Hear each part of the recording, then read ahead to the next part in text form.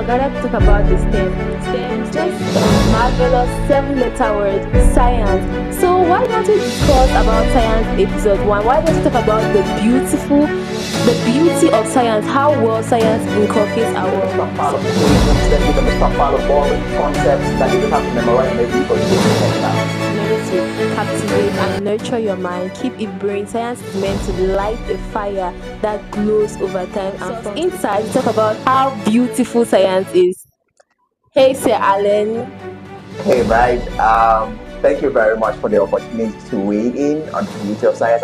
I'm very excited about this video series we're making because then we're trying to bring the outside world to peer it through our hearts and our spirits and then discover the immense reasons why we're doing a project as big and transformative across the nation as the STEM project.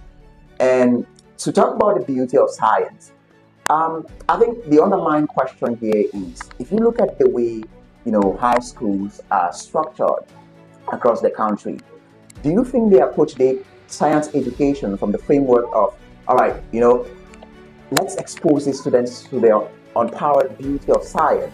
Or they approach it from the framework of, hey, let's just cover syllabus, the latter is the case in our schools. And that's a problem for us, because then when students begin to see science as a stockpile of equations to memorize, stockpile of concepts to learn and then regurgitate during exams, they're not engaged. And for science to become a powerful tool of civilization for our country, we need learners to be engaged studying science. And if you look at the past, you go a few centuries back, you look at great artists like Van Gogh and his artistic painting, night rendering of the night sky. It was not so popular because it was true.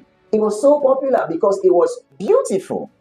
It was a painting that rendered to his consciousness what the night sky looked like, not what the night sky really was.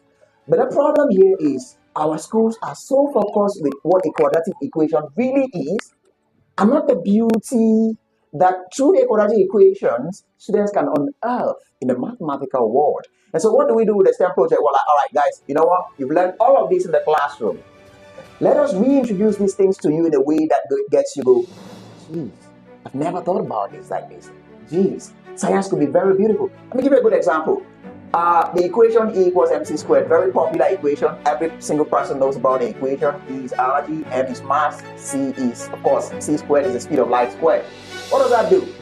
It's an equation that does not just underlie how much energy you would get from, converting a certain amount of mass. It basically tells us that, mass and energy are interconvertible. And that's the whole premise on which atomic bombs were made.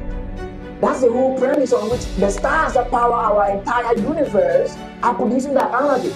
The sun powers Earth. Plants are able to make their food from the energy from the sun. How does it make it? At the very heart of all the processes that are happening, it's a scientific expression. E equals mc squared.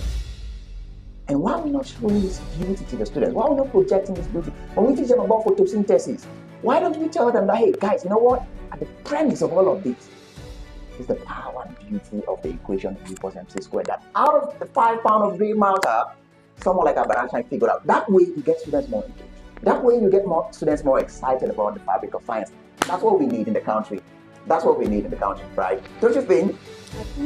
I think so. Thank you very much for that very, very beautiful insight. So science is not meant to bore you guys in class. See you in episode 2 for more insightful and educative reasons of why you should take the STEM. Bye guys.